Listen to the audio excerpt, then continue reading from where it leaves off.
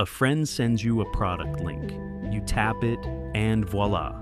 You're not just in the app, but viewing that exact product. That's not magic, that's deep link. So, let's see how to implement it in Flutter.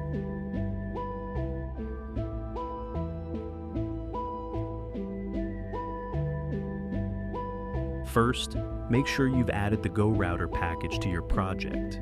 It's always recommended to use the latest stable version. Next, move to your route configuration. Here, you'll define your deep link paths. The first route handles general deep links without any parameters. This is typically used for app sharing links, where the user is simply redirected to a main screen. The second route is designed to handle dynamic data, such as a slug or product ID. This is useful when sharing specific content, for example, a product.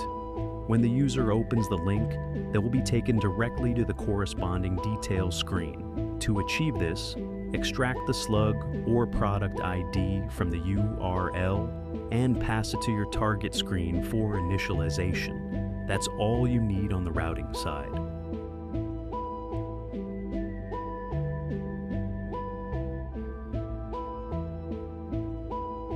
To listen for incoming deep links, you'll use the AppLinks package as well. Start by creating an instance of the AppLinks class. Then, implement a function like the initialize deep links to handle incoming links. Inside this function, first, check for the initial link. This is triggered when the app is opened from a terminated state. Then, listen to the URI stream to handle links while the app is already running. In both cases, pass the received URL to a handler function such as handle link.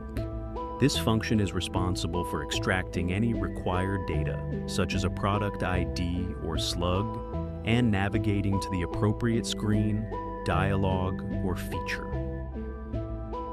The implementation is straightforward and doesn't involve complex logic.